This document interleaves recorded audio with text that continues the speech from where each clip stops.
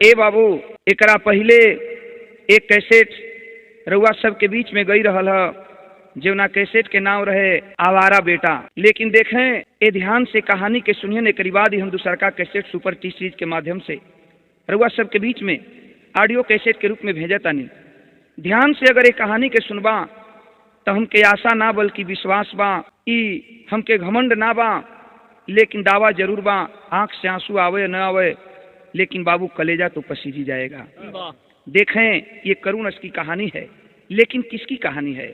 यहीं से कहानी की शुरुआत है। क्या कि समय के शिकंजे में फंस कर के मानो खाता है ठोकर समय की बदौलत, गैरों के गर्दिशी में जकड़े गरीबी, छलनी करे दिल न करता मरौवती, अर्थी उठने लगी आज ईमान की,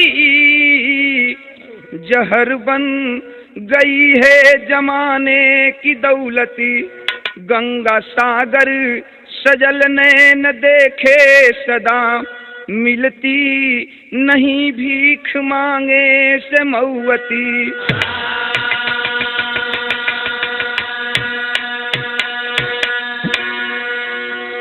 यहीं से कहानी की शुरुआत है। लेकिन देखें बाबू एक लाइन गजल का नमूना बा, उहे भोजपुरी गीत दिहल बा हमरे बिहार वाली। का गीत का लाइन बा मास्टर?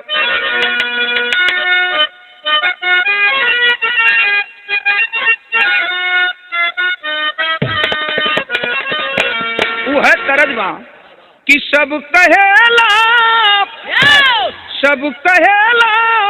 कि बहुत सुघर बाड़ू तू,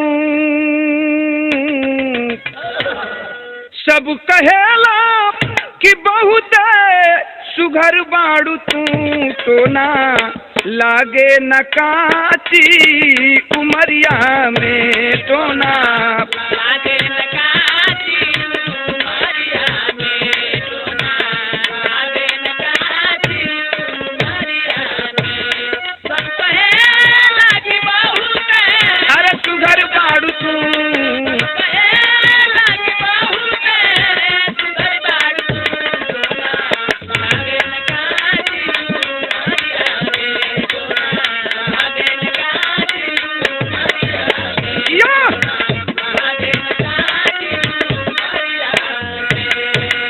हमरे गाना का भाव कितनी सुंदर लिखल गई। कहनाम बा कवि कका कि आसमां में हजोरिया उगे चान के, आसमां में हजोरिया उगे चान के, कबहू जुआ डेराला अनहरिया में, कबहू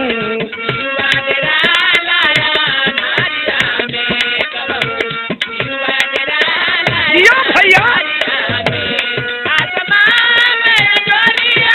अरे उगे जान के, उगे जान के कबहू जुआ तेरा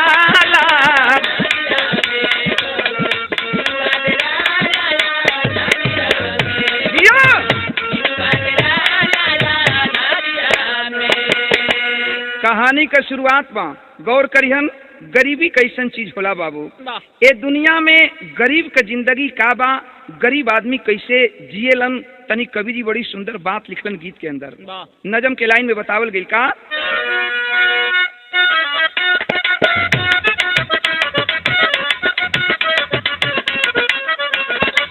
पूछो गरीबों से गरीब कैसी आफत है, पूछो गरीबों से गरीब कैसी आफत है, ठोकर ईर्ष्या देश जुल्म सहनाया दस है।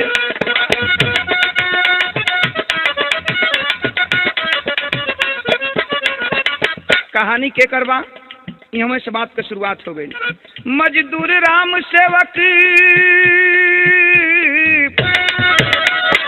मजदूर राम सेवक बाठा मोतिहारी में, सुदामा शांति सुवन जी रहे लाचारी में।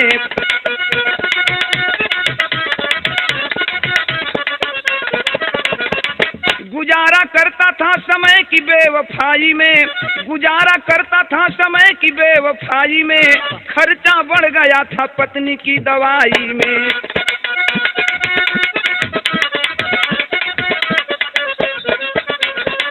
कर्म की मारी वह विपत्ति बोझ उठोती थी, कर्म की मारी वह विपत्ति बोझ उठोती थी, पड़ी मरण की सेज आह भर के रोती थी।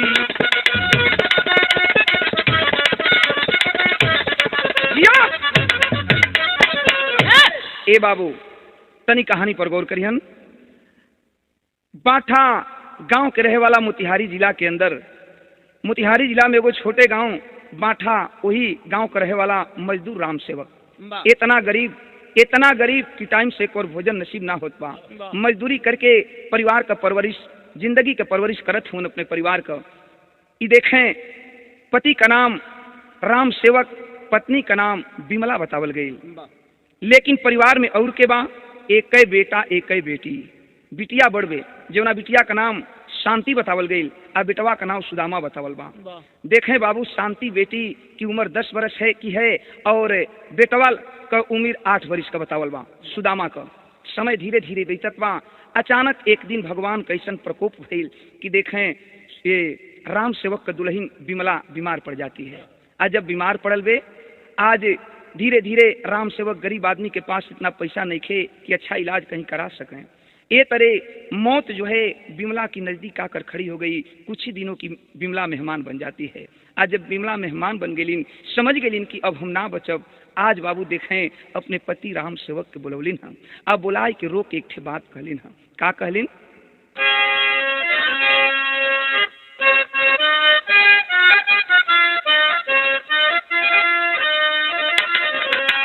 इहे रोक के कहलिन हम कि प्रेम के फूल के सेजी सजवली ये सैया,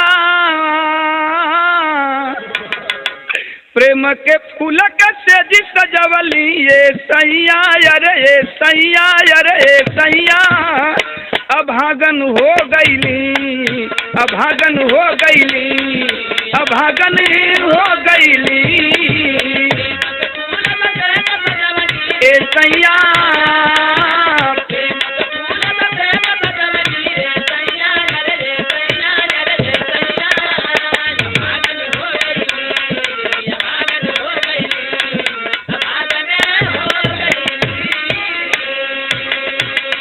माई के मुर्तारी बिटिया शांति बैठल बे, गोड़ के लगे बेटवा सुदामा बैठल बा।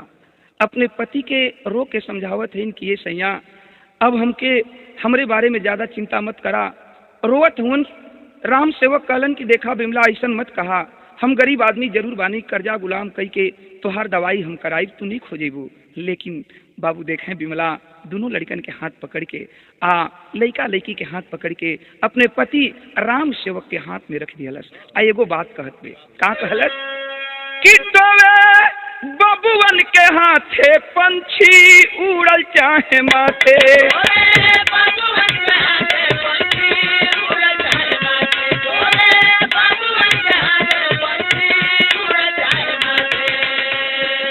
कहलस कि अब हमके दवाई जिन करावा, अब हम बचब ना, लेकिन हमरे मर गईले के बाद तुहार हम अर्धांगिनी रहली।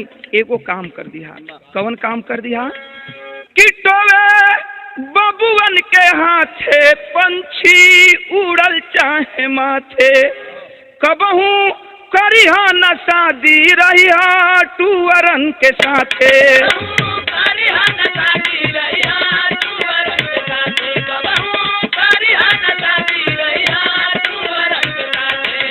छछन छछन के दूनों रोवे धई पैया, छछन छछन के दूनों रोवे धई पैया, यार धई पैया, यार धई पैया, अभागन हो गईली,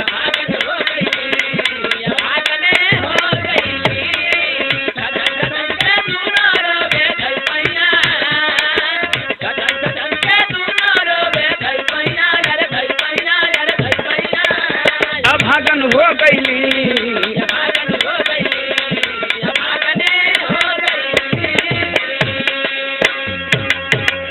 आखिर यह कई के बिमला बाबूजी मर जाती है, इस दुनिया को छोड़कर चली गई। कह कर गई थी कि पति देव आप दूसरी शादी मत करना। हम सुनले बानी कि सौतेली माई आवेली घर में त लइकन के बड़ा तकलीफ होला। इहे दुगो लइका हमार निशानी होन। आई दोनों भाई बहन के तू अपने जान से ज्यादा जनिहा, लेकिन दूसरा से शादी मत करिहा। आखिर गांव का मदद लेकर के, गांव घर के लोगों का मदद लेकर के बाबू राम सेवक अपनी विमला पत्नी का अंतिम दाह संस्कार कर दिया। और जब दाह संस्कार कर दिया, 1 महीना, 2 महीना, 3 महीना, 4 महीना, 6 महीना गुजर गई।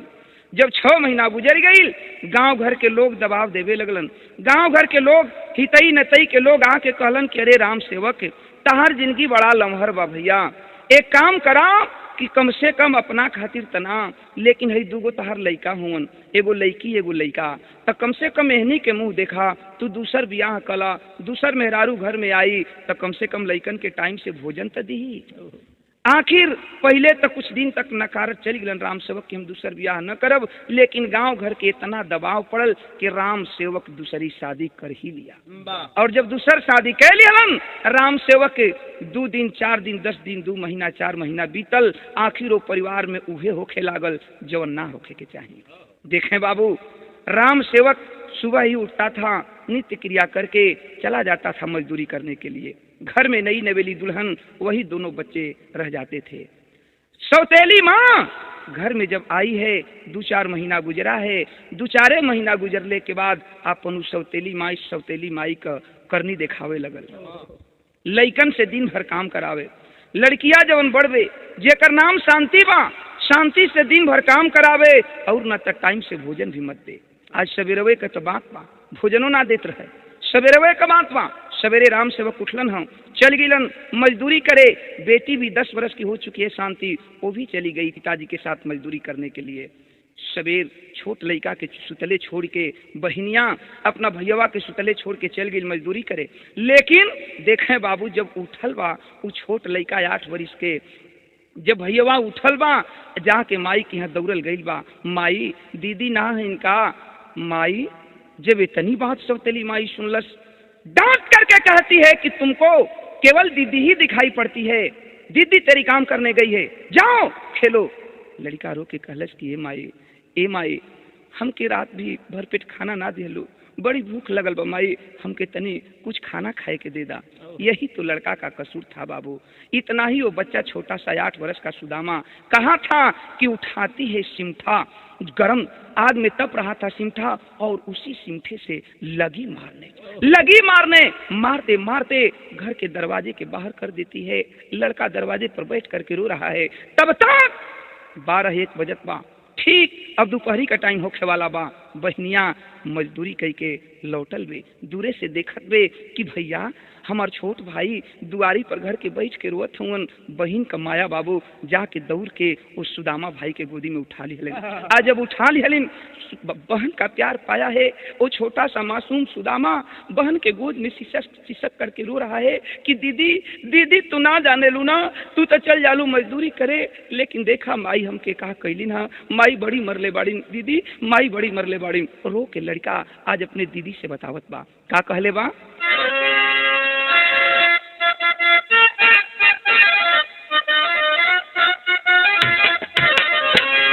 रोत बा सुदामा। रो के ये कहलस कि दीदी हम कोनो गलती ना कैली, माई से खनवे तो मंगली। रो के कहले बा, का कहले बा कि माई आज मुअली के मार मरल बाड़ी, माई आज मुअली के मार मरल बाड़ी हो, माई आज मुअली के मार मरल बाड़ी। अरे माई आज मुअली के मार मरल बाड़ी, सिउठा से दाग पिठिया लाल कैल बाड़ी,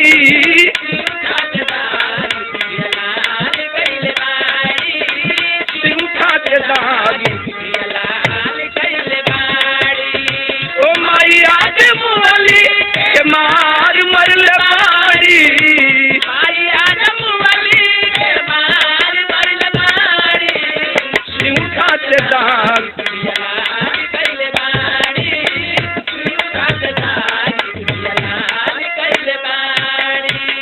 बहन का कलेजा कांप जाता है बाबू। ओ अपनी भाई को गोद में लेकर के अब माई के लगे गई वे कहलस की कारे माई हमके मार देली, हम कुछ ना बोलीला, लेकिन ली तो लइका न बा, खनवे तो मंगले रहल, यह तो बहनिया गलती कह दिहलस। इतने कहलस कि आज मैं भा महतारी कैलस का बाबू कि मैं भा महतारी निधाई के झोटा घसीटे,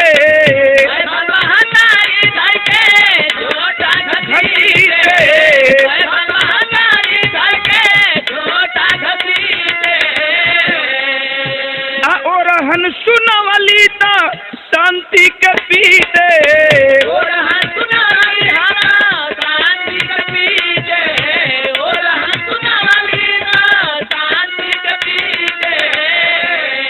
अरे बाबूजी के मतिया खराब कैले बाड़ी,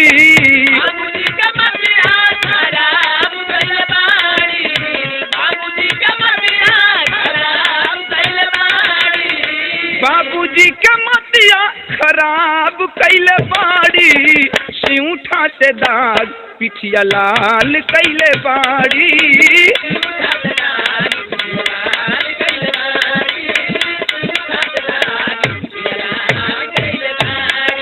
अरे बाबूजी के मतिया खराब कैले बाड़ी हो,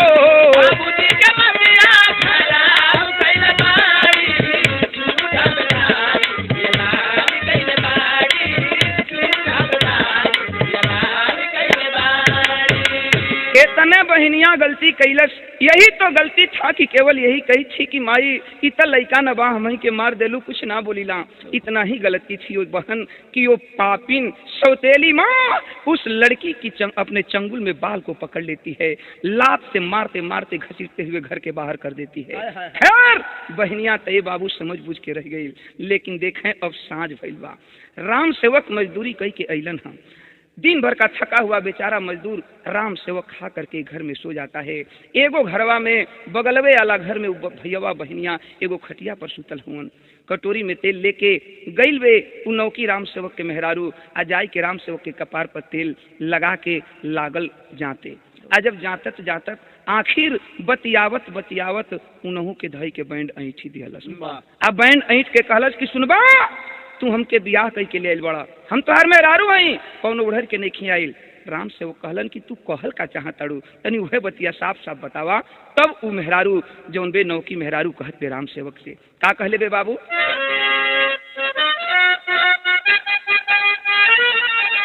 इहे कहत बे कि सौतेला कमाई खाई है हमारा सुगानावा के,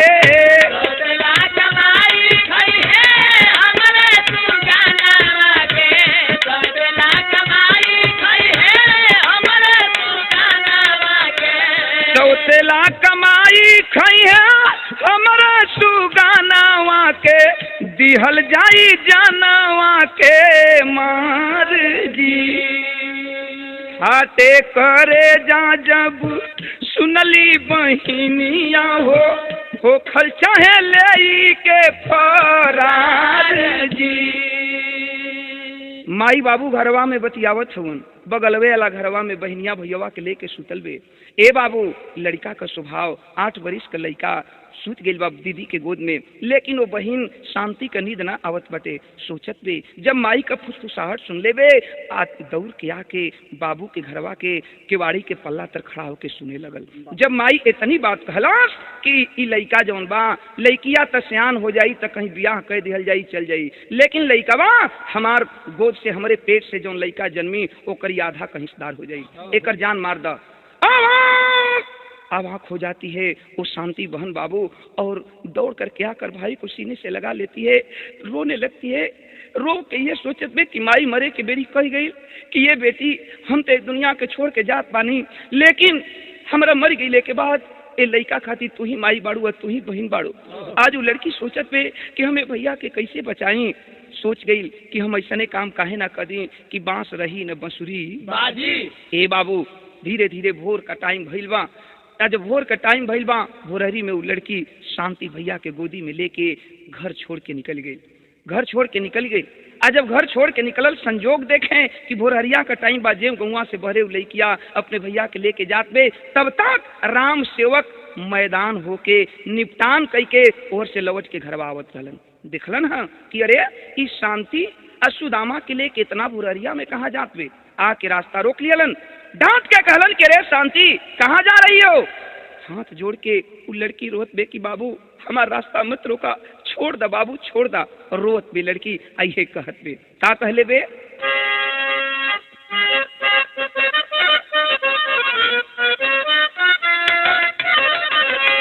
वह तरजबा कि झिलमिल सितारों का आंगन होगा, रिम झिम बरसता सावन होगा।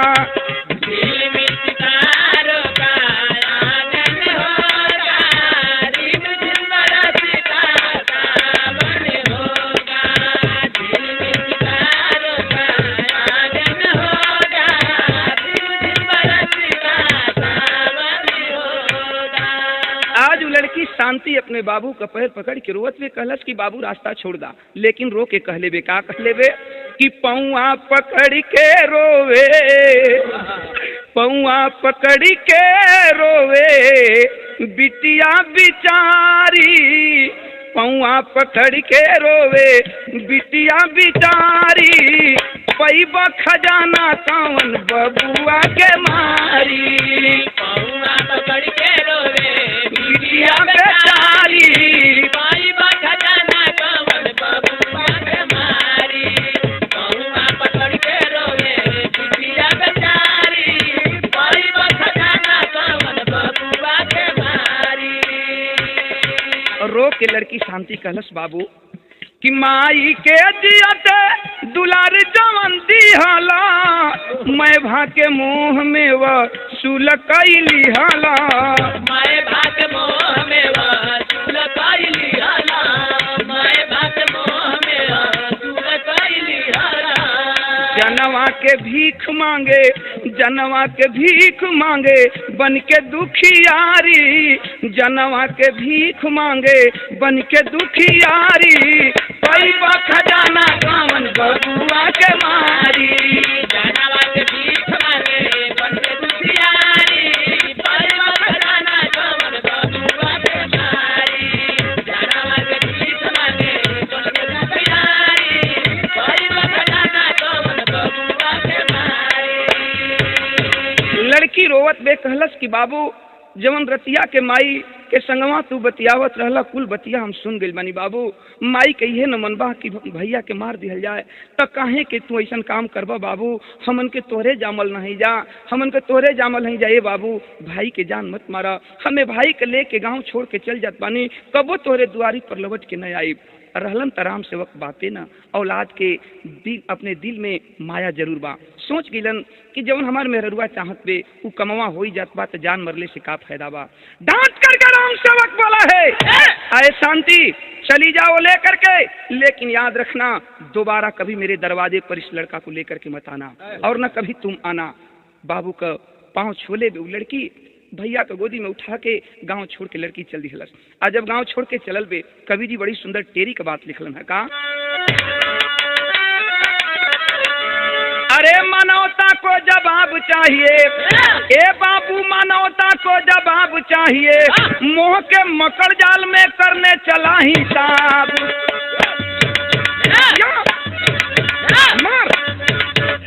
देखा लड़की लेके जात बे, लेकिन लड़की जब गांव के बहरे गई बे जंगली रास्ता बा, वही जंगल के रास्ता पकड़ के लड़की अपने छोट भाई 8 वर्ष के सुदामा के लेके जा रहल बे। लेकिन भइल का बाबूजी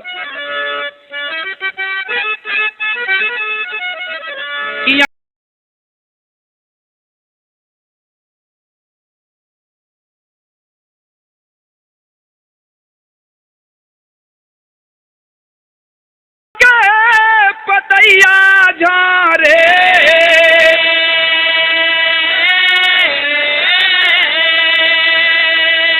अब थकी गईली गोदी में उठाई ले तू बहिनी।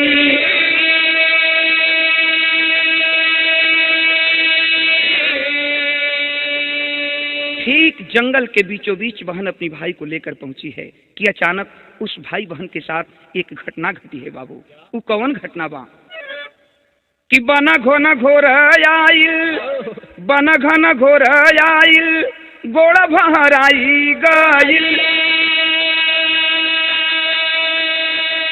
तनिकी सपनिया पियाई दे तू बहिनी।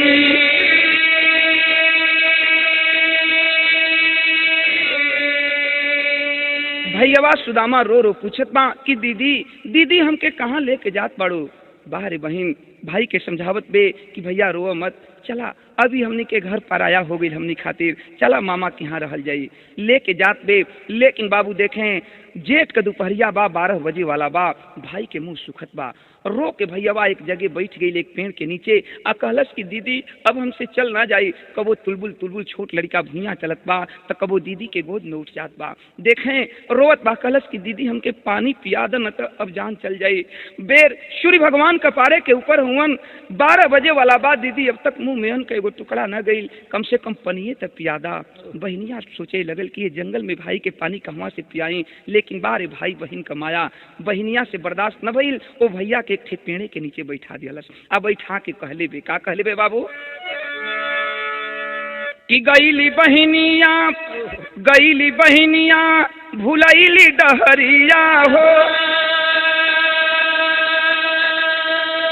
अब डहकत बिराना के बचाई ले तू बहिनी।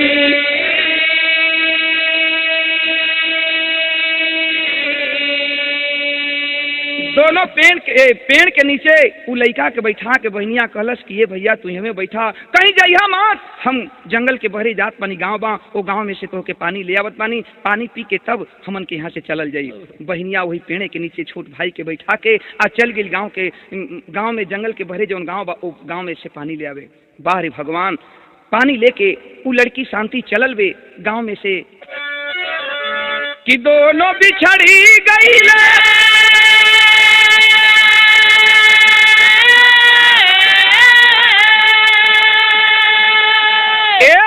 विधि का विधानावा हो,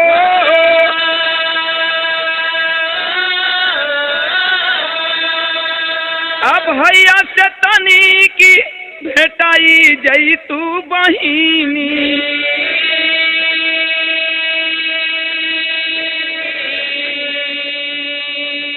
पानी लेकर के वो लड़की तो चली है जरूर बाबू, लेकिन यही घटना घटा। आखिर वो जंगली रास्ता समझ नहीं पाई, जिस रास्ता को पकड़ कर आई थी वो न पकड़ करके एक दूसरा ही रास्ता पकड़ लेती है।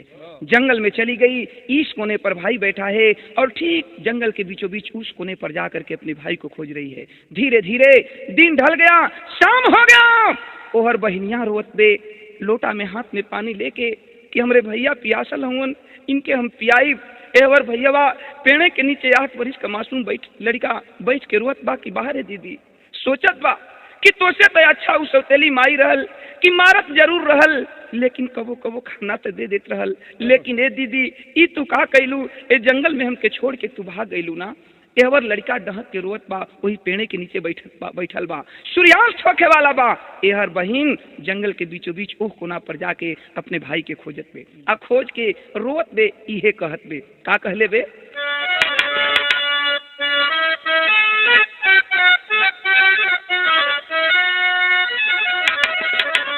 यही रो करके बहन कहती है कि तोहे ढूंढी कहाँ भैया, तोहे ढूंढी कहाँ भैया,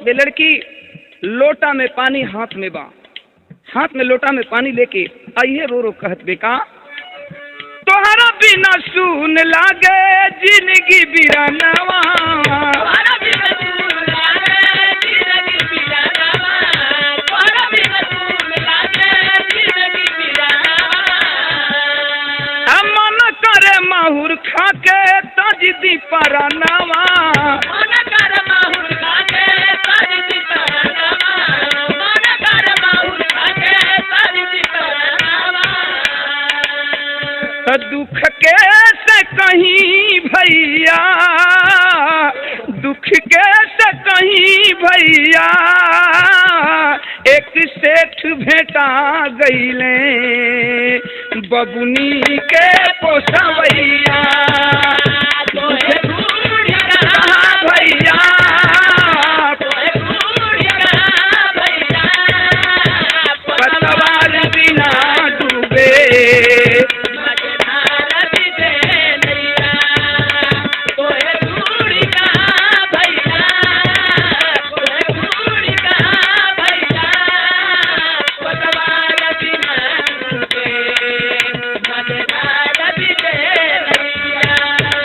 लड़की रो रही है बाबू। तब तक देखें एक और घटना घट गई।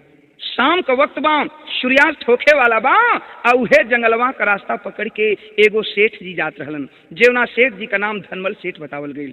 जब लड़की के देखलन हती अरे ये सुनसान जंगल में हाथ में लोटा का पानी लेके आई लड़की कलप कलप के रोत पे आखिर बात का बा बाहर सेठ जी धनमल सेठ तो बिटिया के नजदीके गईलन हम कहलन की बेटी कैसन रोत बाड़ू बेटी केकर बेटी हो कहवा से तू आइल बाड़ू का खोजत बाड़ू बिटिया। जब बेटी शब्द सुनती है वो लड़की आह भर देती है, आंखों में आंसू लेकर पूरी दास्तान बताती है कि का कहीं बाबू माई मर गईले, बाबू पराया बन गईलन, सौतेली माई के मुंह माया में फंस के हमन के भाई बहन के घर से निकाल दिया बाबू। भैया प्यासा रहलन, उनके पानी लेके हम अली, लेकिन जंगल में खोजत पानी हमार भैया ना मिलत हुन। सेठ जी का दिल में दया आ गई। धनमल सेठ कहलन कि ये बेटी एक काम करा, इस जंगल का बात बा, जंगली जगह बा, थोड़े ही देर में जंगली जानवर आ जाएंगे यहाँ, तुम चलो बेटी मेरे साथ, और तुम चलो मेरे साथ, सुबह होते ही मैं तेरे भाई को ढूंढवाने का प्रयास करूंगा, अगर तेरा भाई मिल जाएगा तेरे भाई के साथ मैं लगा दूंगा। लड़की पिता मान के धनमल सेठ के संगे चल गई। आज जब घरवा ले गेलन धनमल सेठ तो देखें बाबूजी सबसे बड़ आश्चर्यजनक तो ई बात रहल कि धनमल सेठ के भगवान सब कुछ देले रहलन, धन दौलत की कोई कमी नहीं थी, मात्र कमी थी तो धनमल सेठ को भगवान ने कोई औलाद नहीं दिया था। आज जब लड़की के घरे ले गईलन धनमल सेठ, वो बेटी का आपन बिटिया मान लिहलन, सोच गिलन कि हो सकत बा कि भगवान हमके यही रूप में ए बेटी के देले हुन, आपन बेटी मान के वो बेटी के पोसे पाले लगलन। आज वो लड़की धीरे धीरे 20 बरिस के हो गई, कहने का मतलब कि 10 बरिस का उम्र 10 बरिस और गुजर गई, 20 बरिस की लड़की हो जाती है। और जब जवानी की दहलीज पर आती है लड़की, आज धनमल सेठ सोच गए कि बाह बाह हमार बेटी जवान हो गई। एगो बाप का फर्ज होखेला कि बेटी के जंघा पर बैठा के कन्यादान दे दिहला से बाप का जिंदगी सफल हो जाला। आज वो धनमल सेठ बगलवे वाला गांव में मुसाफिर सेठ के लड़का से वो बिटिया का शादी तय कर दिहलन। आज जब शादी तय हो गई तब भइल का बाबूजी,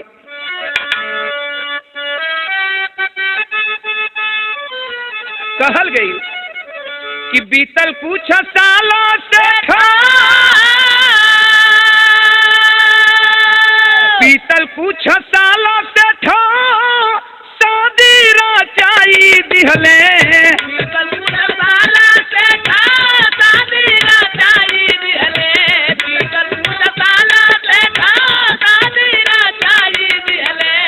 आई गईली पिया के भावनावा बहिनिया हो, आई गईली पिया के भावनावा बहिनिया हो, आई गईली पिया के भावनावा बहिनिया हो, आई गईली पिया के भावनावा बहिनिया हो, आई गईली पिया के भावनावा बहिनिया हो, आई गईली पिया के भावनावा बहिनिया हो, आई गईली पिया के भावनावा बहिनिया हो।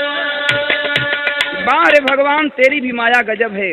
आज वह शांति बहनियां आज बाबुल की घर छोड़ करके, आज धनमल सेठ के परिवार को छोड़ करके मुसाफिर सेठ के घर में वो दुल्हन बन करके जाती है। आज जब दुल्हन बन के गई, देखें तब तक मात्र 4 दिन गुजरल बा। 4 दिन गुजरल बा वो मुसाफिर सेठ के घर में बहू बन के जब वो शांति बेटी गई, 4 दिन गुजरल बा कि अचानक एगो औरी घटना घट गई। कौन घटना घटल बा कि धन्य विधाता तोहरी धन्य लिखनिया हो, धन्य विधाता तोहरी धन्य लिखनिया हो, धन्य विधाता तोहरी धन्य लिखनिया हो। सांप काट लिहलस जावा, सांप काट लिहलस घर का रोवे परानिया हो, सांप काट लिहलस रोवे घर का परानिया हो, सांप काट लिहलस रोवे घर का परानिया हो।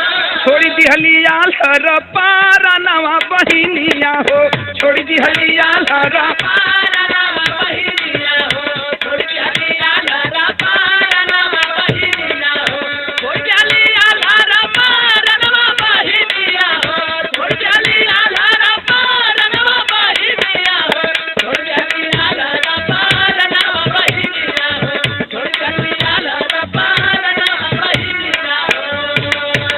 आखिरकार 4 ही दिन तो गुजरा था कि बहू बन के गईलीन है शांति मुसाफिर सेठ के घर में। अचानक आज रक्षाबंधन का दिन बा, सवेरे से बहनियां रोत दे कि आज भैया अगर हमार रहतन, आज सुदामा भाई रहतन तो उनके हाथ में उनके कलाई में हम राखी बदती। ए बाबू वही घरवा में एगो भूसा वाला घर बा, वही भूसा वाला घर में बहनियां कोनो काम से गई कि अचानक उसी भूसे वाला घर में सर्प बैठा था, डंक को मार देता है। थोड़े ही देर में शांति बेहोश हो जाती है। गांव में हलचल मच गया कि मुसाफिर सेठ के बहू 4 दिन अइले भइल रहल कि आज सांप काट दिहलस। आस पड़ोस के लोग आए, दावा दारू झाड़ फूंक उपचार बहुत शुरू हुआ बाबू, लेकिन उस लड़की को कोई बचा नहीं पाया। आज जब लड़की के ना केहू बचावल, गांव घर लोगन के भीड़ लागल बा मुसाफिर सेठ के दरवाजा पर। सब लोग यह कहत बा कि भैया जवन होके के तवन तो हो गई, अब एक काम करा लो कि केरा ले आवा लोग, केरा के पेड़ पर ये लड़की के लाश के दफना दिहल जाए। मुसाफिर सेठ के बहू के लाश केरा के पेड़ पर दफना दिहल जाए। देखें बाबूजी केरा काट के आइल बा, ओ केरा के पेड़ पर ओ शांति बहिन के लाश रखल गई बा, मुंह से गाज निकलत बाटे। अब अंतिम क्रिया करे के तैयारी में लोग हुवन, तब तक एगो और घटना घट गई। कौन घटना घटल बा बाबू?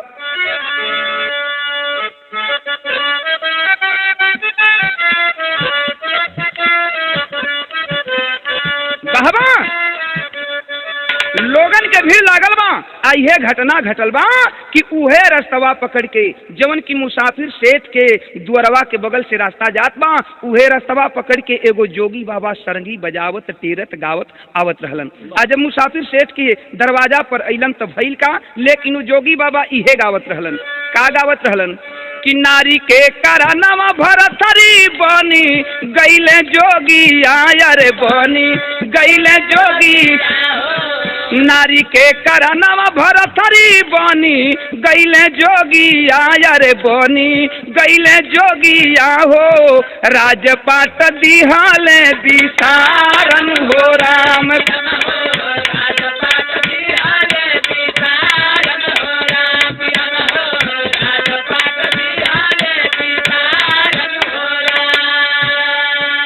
ए बाबू दरवाजा पर देखलन जोगी बाबा मुसाफिर सेठ के बड़ा भीड़ लगल बा।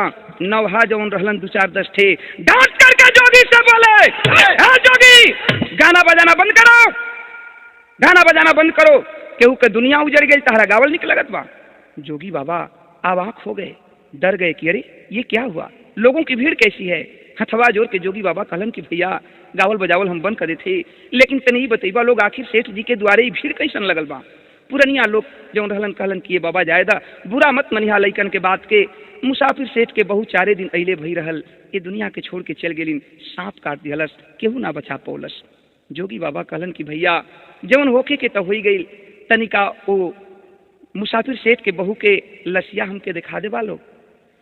लड़का जितना रहलन डांट के कहलन के रे ललगड़िया साधु के फेरा में का परल हुआ लोग, हटावा जौन होके के हो गई चास बदबू देवे लगी।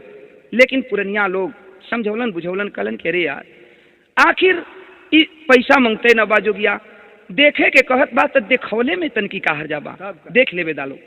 जोगी का इजाजत मिलल बा। जोगी बाबा गईलन हाँ, केरा के पेड़ पर लाश रखल बा।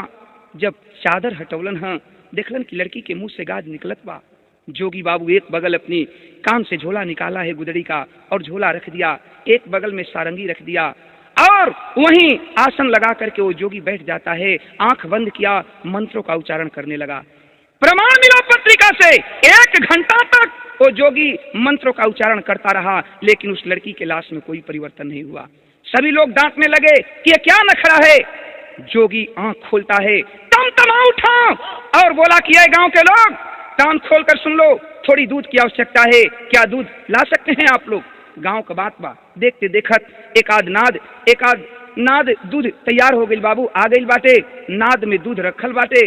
आज जब नादी में दूध रखल गई, अचानक को जोगी अपनी झोली में हाथ को लगाया है, कुछ निकाला है, आंख बंद किया, हाथ को ऊपर उठाया और मुट्ठी बांध करके छोड़ दिया। मुट्ठी खोल दिया, उसकी मुट्ठी से कुछ निकली है और थोड़े ही देर में देखते देखते लोगों की भीड़ लगी थी। वो जो सर्प डंक मारा था, वो सर्प फुफकारता हुआ आ करके झोली में उस जोगी के प्रवेश कर गया। फिर झोली से निकला है, चला गया उस लड़की के लाश के पास शांति के और जा करके डंक मारा है। डंक मार करके फिर दूध में जाता है, दूध से फिर जाता है, डंक मारता है, कुछ खींचता है, फिर दूध में जाता है। 2-3 बार इस तरह क्रिया किया और फिर सर्प निकला और वहां से चला जाता है। लोग हैरान हैं, देख रहे हैं, लेकिन जोगी चुपचाप उसी तरह मौन है। लेकिन लड़की के लाश में कोनो परिवर्तन ना भइल।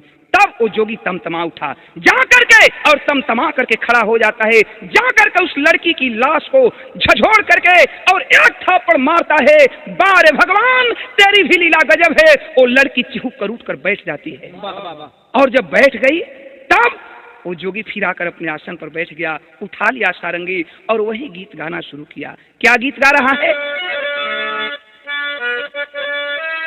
यही गीत गा रहा है कि नारी के करनवा भरथरी बनी गईले जोगी आया रे बनी गईले जोगी राजपाट दिहाले बिसारन। इतना तक का जोगिया ठीक गौलस। जोगी गावत बा, लड़की सुनत पे, कभी जोगी के देखत पे, कभी बगल में ओकर पति बैठल हुवन, पति के देखत पे कहलस कि आखिर ई कैसन भीड़ बा, कैसन ही जोगी बाबा हुवन। तब तक जोगी एक लाइन और गाना शुरू किया। क्या गाया है कि माई मरी गईली बाबू बना ले कसाई आया रे बना ले कसाई मैं हमारे मुआली के मारन।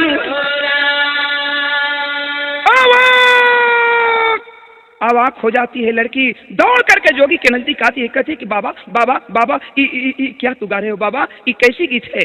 जोगी शक पका जाता है, डर जाता है कि कहीं लोग मुझे मारने न लगे और यही डर करके कहता है कि बहन मैं तो अपनी बीती हुई बात गा रहा था। तब वो लड़की कहती है कि बाबा ये कैसी बात है, माई मरी गईली, ये का बात बा? तब जोगिया फिर तीसर की लाइन शुरू कैले बा, आंख से आंसू चलत बा और रोत बा। जोगी अगावत बा, का कहले बा कि माई के मुँह लकायव है बहिनी के भुलाला काया रे बहिनी के भुलाला पानी बिन बे पानी पानी दारन हो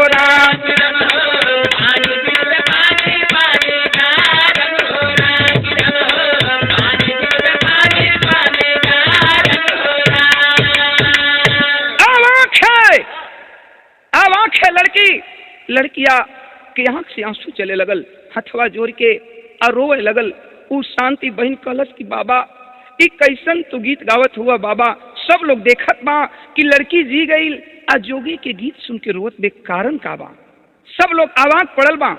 जोगी कहलन कि का कही बहन, हम तो अपने मुसीबत में बानी, लेकिन ई बतावा हमर गीतिया सुन के तू काहे रोवत बाड़ू? शांति कहलस कि ये बाबा कहीं ऐसन तना, तू के हुआ, कहवा से अइला, केकर लइका हुआ, कहवा जइबा, कब से जोगी बनला, तनी बतैता बाबा। रो करके वो जोगी कहता है कि का कहूँ बहन, मैं तो इसलिए रो रहा हूँ कि आज रक्षाबंधन का पर्व है और ठीक तेरी ही जैसी मेरी बड़ी दीदी थी जो मुझे जंगल में छोड़कर चली गई। दीदी जंगल में छोड़कर चली गई और तब से मैं जोगी बन करके और उस बहन का तलाश कर रहा हूँ। इसीलिए रो रहा हूँ कि अगर आज वो मेरी बहन होती तो इस रक्षाबंधन के पर्व पर मेरी कलाई में हंसते हुए राखी बांधती और मैं राखी की बधाई में उसे जरूर कुछ देता बहन, जरूर कुछ देता।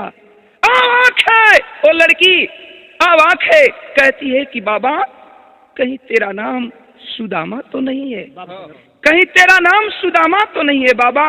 अवाक हो जाता है जोगी और कहता है कि बहन बहन तुम ये कैसे जान गई कि मेरा नाम सुदामा है। रोने लगती है, रो रो करके कहती है कि बस भैया बस, अरे जिस बहन की तू आज 10 बरस से तलाश कर रहा है वो कोई और नहीं है बल्कि वो तेरी बहन मैं ही हूँ भैया, मैं ही हूँ, वो तेरी बहन मैं ही हूँ। मेरा नाम शांति है, वही मैं तेरी शांति हूँ भैया, वही मैं तेरी शांति हूँ। दोनों भाई बहन सीना से सीना मिला करके रो रहे हैं। अचानक वो बोल पड़ा जोगी की, अरे पगली दीदी तू आज रक्षाबंधन का पर्व है, क्या मेरी कलाई में राखी नहीं बांधेगी? तब तक वो लड़की कहती है कि सब कुछ ठीक है भैया, लेकिन ये बता कि तू जोगी कैसे बना, तू जोगी कैसे बना? कहने लगा वही लड़का, बताया कि देख जब तू पानी लेने के लिए गई दीदी और नहीं आई तो मैं पेड़ के नीचे बैठ कर रो रहा था, तब तक अचानक एक जोगी बाबा गए, वही रास्ता पकड़कर मुझे रोते हुए देखे, उठा लिए। पूरी बात मैंने बताया। जोगी बाबा कहने लगे कि चलो बेटा मैं तो जोगी फकीर का आदमी हूँ, तुम मेरे साथ जोग रमाओ और हो सकता है किसी दिन किसी मोड़ पर तेरी बहन मिल जाए। तभी से मैं जोगी बन गया और तुझे ढूंढता रहा। जाती है बहन दौड़ करके जा करके और रक्षाबंधन लाती है बाबू, आरती की थाल सजाती है, भैया के कलाई में राखी बांधती है। आज जब रखिया बंधलिन कहलिन कि भैया राखी के बधाई में हमें कुछ ना देबा।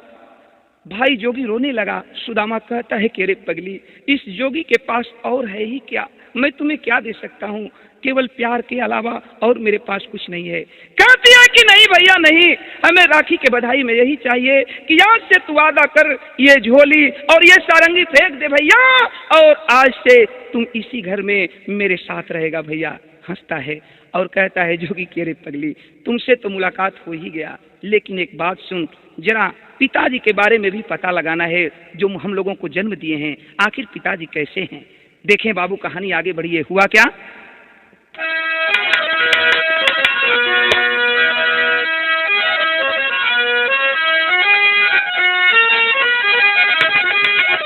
भाई का हाँ नदिया के धारना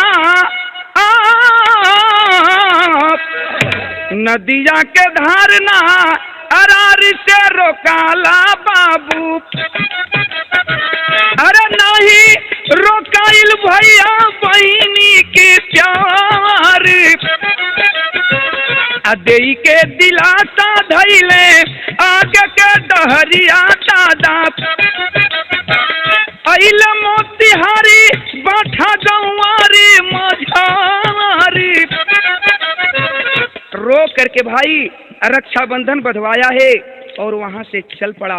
वादा किया कि बहन रक्षा बधाई के बदले में यही देता हूं तुम्हें कि चाहे मैं धरती के किसी कोने में रहूंगा, रक्षाबंधन के दिन मैं तेरे दरवाजे पर आऊंगा और आकर के अपनी बड़ी बहन से अपनी कलाई में राखी बंधवाऊंगा। यही कह करके जोगी वो सारंगी बजाता हुआ एक तरफ गांव से बाहर निकल पड़ा। बहन दरवाजे पर खड़ी होकर अपने जोगी भाई को देख रही है कि आज भैया फिर मुझसे दूर हो रहा है। लेकिन देखें बाबू मोतिहारी जिला में बाठा गांव में भाई पहुंचल बा गावत बजावत, सारंगी के टेरत जब गांव में पहुंचल बा अब वही बाठा गौवा के बहरवे बा उ भैया की एगो और घटना घट गई। कौन घटना घटल बा कि घरवा से निकलत रहे बाबू के जनाजा बाबू, घरवा से निकलत रहे बाबू के जनाजा भैया, अरे दासा देखी जोगिया के बड़ी सी लालूरी, खाई के पछाड़ गिरी गई लसिया पर दादा,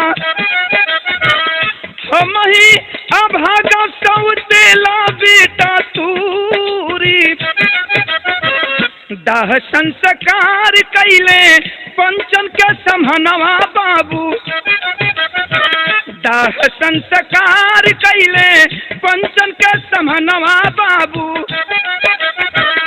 बरबस नजरिया गइल बेचल छलाई, अनमोल खजाना हमके दई समझ ला। ए बाबू जेमे गौवा के बहरे बाणन कि आज देखत हुवन कि केहू आदमी का लाश निकलत बा। आ जब देखलन हाँ गांव भर के लोगन के पहचानत देर न लगल, जाके जोगिया पूछत बा कि ए बाबू, ए चचा, ए भैया, ई केकर लाश बा? वाह वाह वाह रे भगवान, तेरी भी माया गजब है कि आज 10 वर्ष गुजर गया था लेकिन गांव के लोग उस सुदामा जोगी को पहचानने से इनकार नहीं कर पाए। लाश को रख दिए और गांव के लोग कहने लगे कि बेटा कहीं तू सुदामा तो नहीं है? हाँ बाबू, हाँ चचा, हम ही सुदामा हिला। बात का भाई केकर लाश बा? गांव के लोग पुरनिया कहलन कि कारे सुदामा, अरे तू है न रहले, जब छोट रहले केहू के दरवाजे पर केहू तोरे चल जाए तो तोके बेगोदी में उठोले ओकरा चैन न पड़े, तो के पूरा गांव दुलार प्यार करत रहल। आज तू छोड़ के अब तू चल गईले बेटा, चल गईला, अपने बाबू का ख्याल न कैला। लेकिन देखा तहार बाबू एवनी गम के बर्दाश्त न कैलन। तहार बाबू राम सेवक मजदूरी कई के आवे और शाम के दुआरे दुआरे घूम के ये कहें कि हम बड़ा गलती कह दिली, हमार सोना नियन लइका लड़की हमके छोड़ के चल गिलन, हमके दूसर ब्याह न करे के चाहत रहल। ए बेटा तोहार मुंह माया बुला न पौलन राम सेवक, आखिर अंजाम इहे निकलल कि आज वही मुंह माया में तोहरे बाबू का हार्ट अटैक हो गई। तहार बाबू ये दुनिया के छोड़ के चल दिहलन। जब इतनी बात सुदामा जोगी सुनलन है, एक तरफ सारंगी फेंक दिया, एक तरफ झोली है गुदड़ी का, बाप के लाश पर फूट फूट कर रो रहा है। लेकिन बाहर सुदामा जोगी कंधे पर लाश को उठाया है, अंतिम संस्कार किया। अंतिम संस्कार कई के अब फिर वही अपना गुदड़ी का झोला और वही सारंगी उठा करके अइलन हाँ, बजावत हुन तेरत हुन सारंगी आय अइलन अपने दरवाजे पर। एहवार सौतेली माई का पता चलल, हल्ला मच गइल कि सुदामा जोगी बन के आइल बा। गांव में हलचल मचल बा, सौतेली माई के पता चलल बा कि आज उ सुदामा हमार सौतेला लइका जोगी बन के आइल बा। ए बाबू सौतेली माई दौड़ल बे, दरवाजा पर ही पहुंचलन हाँ, जाके पांव छोल चाहत बे, तब तक 4 कदम वो सुदामा जोगी पीछे हट जाता है। कहता है कि रे पागल, तू मेरी धर्म की माँ हो और तू मेरा पैर छू रही है, क्या मुझे नर्क में भी जगह नहीं दोगी माँ? ऐसा मत करो माँ। रोती है वो कि ए बाबू जवन हम कहनी तमन पहली, आज तहर बाबू मर गईलन, ए परिवार का परवरिश करे वाला केहू नहीं खे। अब भगवान देखें सबसे बड़ी बात तो ये है कि जवना बेटा के मोह माया में वो सौतेला बेटा के उस सौतेली माई दूर कैलस, आज भगवान कैसन माया की 10 बरिस गुजर गई, ओकरा कोख में एको औलाद ना भइलन। सोचत वे सौतेली माई रोवत बे, कहलस कि बेटा केहू ना बा आगे पीछे, अब तोहरे सहारा बा। जोगी हंसता है और कहता है कि रे पगली, एक जोगी के लिए मोह, ये माया, ये धन और ये दौलत सबसे बड़ी चीज है बाबू। कि इस कहानी में मेरा कहानी जो है, इस विरह की ये जो कहानी है अंततो गत्वा बैराग की ओर जा रही है। गौर करेंगे, आज जो बैरागी जोगी कहता है कि एक जोगी के लिए मोह माया धन दौलत नहीं माना ना, हमें कुछ नहीं चाहिए, अगर देना है तो एक ही चीज दे दो माँ। झोली फैलाता है और वो जोगी मांगता है अपनी धर्म की माँ से, क्या कहता है कि अनमोल खजाना हमके दे दो गुदड़िया माई, अनमोल खजाना हमके दे दो गुदड़िया माई, अरे मैं भा चरनिया में गिर भराई। आखिरकार जोगी बोल पड़ा कि एक जोगी का सबसे बड़ा फर्ज होता है, एक जोगी के लिए सबसे बड़ा चीज होता है माँ, कि अंततो गत्वा वो जोगी अपनी माँ से जा करके अंततो गत्वा फटी हुई गुदड़ी भिक्षा के रूप में ले ले। यही कहता है, मजबूर है वो सौतेली माँ, जाती है घर में और उस जोगी के झोले में फटी हुई गुदड़ी ला कर दे देती है। जोगी माँ का चरण स्पर्श करता है और निकल पड़ा गांव से सारंगी को टेरते हुए। गांव के लोग कुछ दूर तक जाते हैं जोगी को पहुंचाने के लिए, लेकिन बाबू देखें जोगी जा रहा है, गांव के लोग खड़े होकर देख रहे हैं, सुदामा बहुत दूर चला गया, गांव के लोग देखते रह गए। गाने का अंतिम प्रमाण था कि अरे बहता पानी रमता जोगी, ए बाबू बहता पानी रमता जोगी, सब निहारे भोगिया, अरो रो सब का के रोवा के चलल बा जोगिया।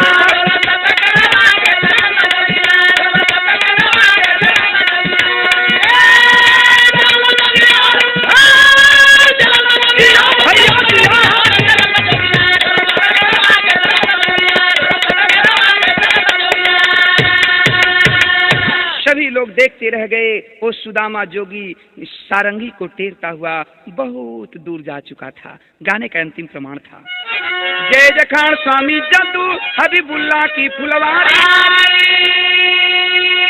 श्री नारायण निसार मितवा सुबास की तैयारी। अरे मनौता को जवाब चाहिए, भैया मनौता को जवाब चाहिए। रोशनी गंगा सागर ओम प्रकाश महताब, मनौता को जवाब चाहिए।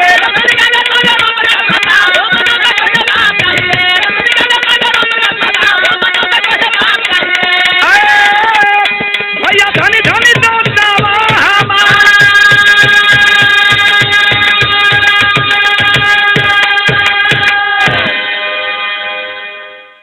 प्रेम के फूल के सेजी सजवली ये सैया, अरे ये सैया, अरे ये सैया। अभागन हो गईली, अभागन हो गईली, अभागन हो गई।